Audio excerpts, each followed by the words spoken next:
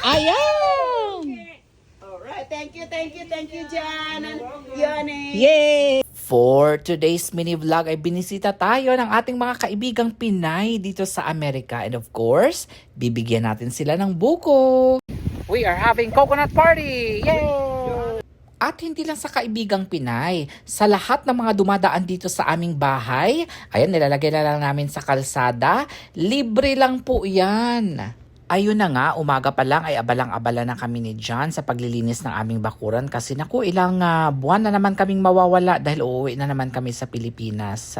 At sa araw ding ito ay maglilipat tayo ng mga ligaw na mangga na tumubo. Ayan ang daming mga mangga na tumubo kahit saan. Ito yung mga natagak noong nakaraan, guys. Ayan. 'Di ba? So, ayan. Nakita ni Jan. Ang dami niyan, guys. Siguro mga nasa mahigit 10 ang kabuuan ng mga mangga na nakita namin na tumubo lang. Ligaw na mangga. Alam mo, itong lagayan ng bulaklak, nakita pa namin to sa dumpster nung nakaraan. Mapapansin niyo, guys, yung lupa namin dito kakaiba. Mabuhangin. Ayan na yung pangatlo na nakita namin for today's video. Ayan, pero marami na doon nung mga tumubo nung nakaraan. Ayan 1, 2, 3, 4, 5, 6, 7, 8, 9, 10, 11. Ayan, mga more or less. Mga ganun. Tapos, maya-maya ay darating din na yung aking mga kaibigan na Pinay kasi maghingi sila ng buko. Ayan. So, ibibigay natin sa kanila mamaya. Di ba? So, dahil mga almost 1 month kaming mawawala ni John, kaya naglinis-linis lang muna kami dito sa aming bakuran. Di ba? So, parang exercise na din itong ginagawa ko. Naku, araw-araw talaga, guys. Maraming mga dahon na nahuhulog dito. So, kailangan mo talaga siyang walisan. So, it's 11:17 na, guys. So, brunch time na. Kasi ako nag-breakfast kanina. Nag-init lang ako ng kanin. And then, nag-air fry lang ako nung leftover natin na chicken. Kuha lang tayong sausawan dito. Deserve ko ito. Kasi ang dami kong nagawa ngayong araw na to. Namutol kami ni Jan ng buko. Nag-exercise ako ng marami kanina. Tapos, nanglinis kami doon sa aming bakuran. Diba? So, deserve natin kumain. Si Jan, andun pa din, hindi pa rin siya tumitigil, guys. Wala naman kaming appointment ngayon. Pupunta lang dito yung mga kaibigan ko kasi manghingi sila ng buko. So, gagawa din pala ako ng buko salad mamaya. Nandito na yung aking mga ingredients. Meron tayong kaong. Meron tayo dito nga nata de coco. And then, meron tayo dito nga condensed milk. And then, meron tayo dito nga pineapple chunks. Wala pala ako nung siguro pupunta kami ng store mamaya, bibili ako ng fruit cocktail. And kasi meron na ako mga buko doon na naitabi sa labas. Hindi ko binigay lahat doon sa kalsada. Yung mga young coconuts, yun, itatabi ko yun kasi i-shred natin yun mamaya para sa ating gagawing buko salad. Para mabilis lang naman yun, guys. Shred mo lang, mix mo lang yung mga ingredients. Ito, tapos pwede mo lagay sa ref 4 hours or 1 hour sa freezer. Bites na siya, guys. Okay na.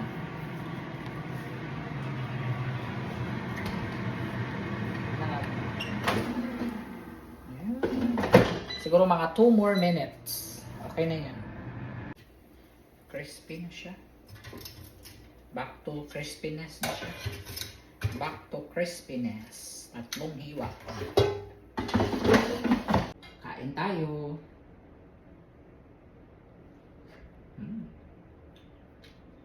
Gusto ko talaga yung mabuto-buto. Tapos sausaw sa suka.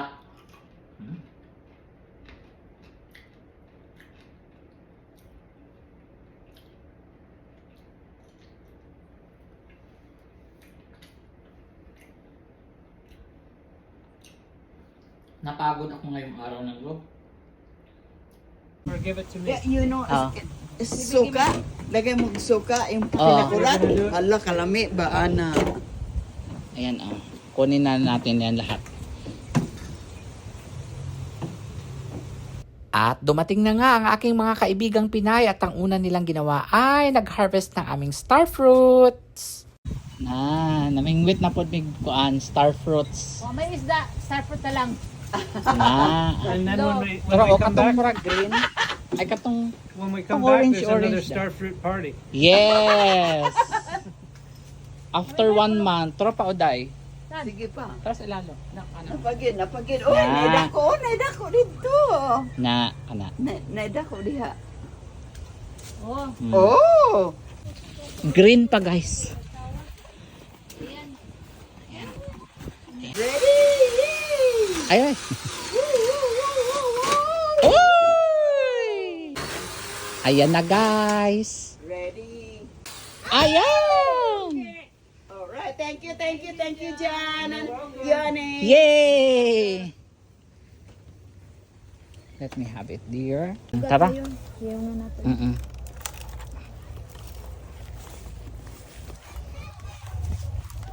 Remember, buksan mo Thank you, Jan. You're welcome. Guys, dessert rose pala ito at mahal pala ito.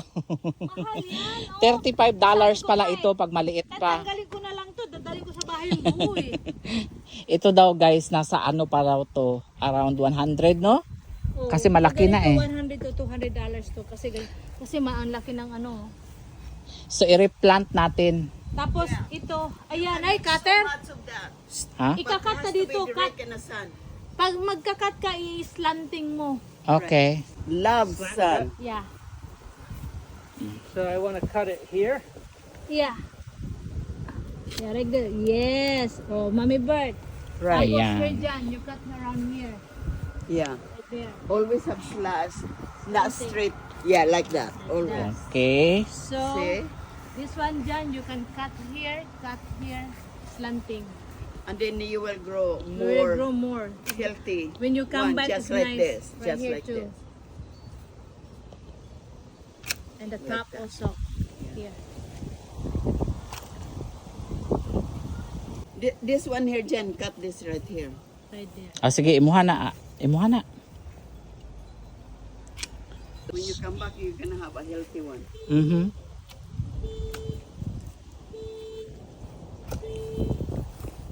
Ayan, so dadami pa daw ito. Yeah. Sana all. Sana. I love you, Jan. You are really learning Lagyan mo good. sa center. I can't believe it. Yan. Oo. Bili ka ng Bato. mga bato. Tapos Bato ba? Mm-hmm. lalong She gaganda. suggests put like a circle, a stone. Right. Here, Jan is... because it's the center this here. At Right here, Jan. Ate Bird and Mami Bird is our ano now, is our what do you call that? Landscaper. Yeah, because these are expensive. We buy this. Oh. I mean, you know, but we buy one desert rose that are very unusual flowers. That's what we buy. But it's nice that one. Ayan. Which one? Ayan na guys. Oh, ito. Yan. Baby yan? Yeah, baby Wala pa na yan. kasi ng big baso. Wala lang ito. Ito.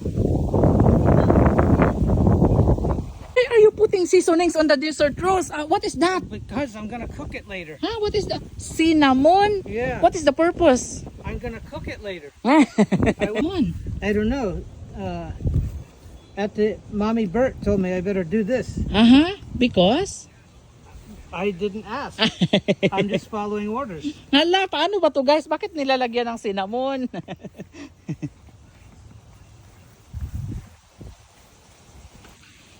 Wow, nilalagyan ng cinnamon, oh. Lulutuin daw ni Jan ito mamaya.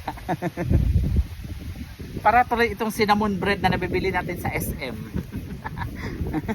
Dear, just like cinnamon bread that we buy from SM. May explanation daw yan guys. I-comment nyo na lang. Nakalimutan ko yung sinabi ni Mami Bert. Mami Bert, paano? Bakit nga ba? Lalagyan daw kasi nag-cut kami nito. Ayan o. Pinutulan namin. At saka i-replant namin. Maybe it keeps it from getting disease or anything. Oh, okay. We are having coconut party! Yay! Johannes, which side? Ha? Which side? This. At dahil marami pa tayong buko na natira, ayan guys, nilagay na lang namin sa kalsada. Pero, ayan, may mga kabataan din kasi dito na naglalaro. Malapit kasi yung bahay namin sa park. Ayan, kaya sinishare din namin yung iba sa kanila. O, para mas masaya, di ba?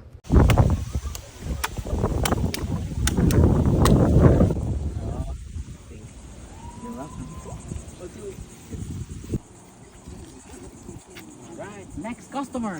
Thanks. You're welcome. Alright, third customer. Thank you. All right. You're welcome. Thank you. Enjoy. You like avocado? Yeah. Avocados? Yeah. Okay. And for dinner, magluluto lang si John ng home fries.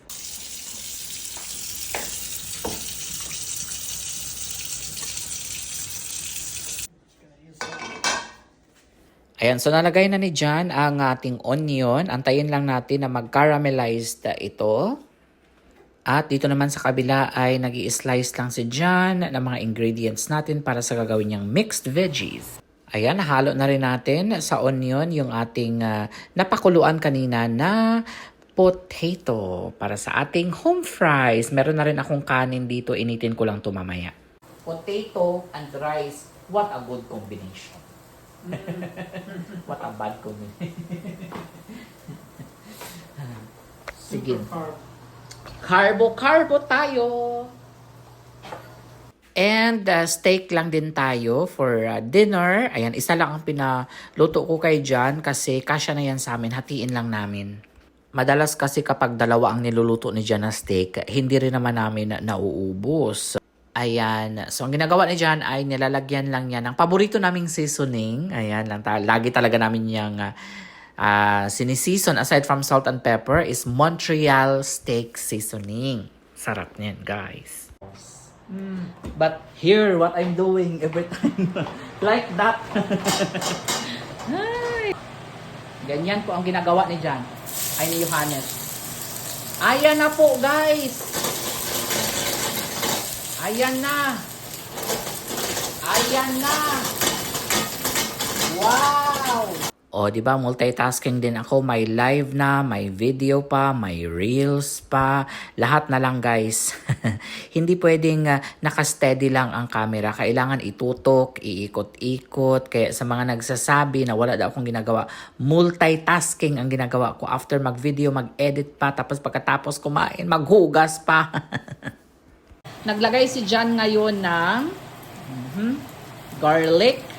Inuuna niya talaga ang onion dahil ayaw niyang masunog ang garlic. Kasi, ako kasi gusto ko toasted garlic, pero si John ayaw niya. Yan na, guys. Wow! That's the show! One, guys. Wow! Ay, ala! Hala kaya! Wow! Ayan, natutuwa talaga ako kapag every time nagluluto si John tapos may mga ganitong eksena, yung may mga umaapoy-apoy pa. Ang galing lang talaga. Parang nasa restaurant. Aha, here's the secret. It's not secret anymore. Ayan, so naglagay din pala si John ng mushroom at saka yung cabbage. And of course, itong ating bok choy. O, di ba? Healthy dinner. Ayan, shout out, madam. Ayan, so naglagay din si John ng bean sprout. And let me know when it's already ready to flip. Ayan, so huling ilalagay ni John itong green beans na nabili niya sa can. Ayan, pero hindi niya nagustuhan, guys. Kasi yung pagpunta niya kasi doon sa store, yung fresh na green beans ay nagkakahalaga ng mga $5, $6. Itong sa can kasi is $1 lang. Pero nung pagbukas ni John, ay, hindi siya maganda, guys. Hindi kagaya ng mushroom na parang fresh pa rin siya tignan kahit nasa lata na siya. Yes, because of that, parang siyang magic sarap. Ang nilalagay po ni John, guys, ay mushroom seasoning powder. Ayan. So, para siyang magic sarap, guys. Pero mas masarap siya. Ayan yung palagi ng ginagawa ni John kapag nagluluto siya ng mixed veggies or whatever na mga gulay na ginigisan niya. Ayan, mas sasarap pa talaga ang inyong mga lutuin.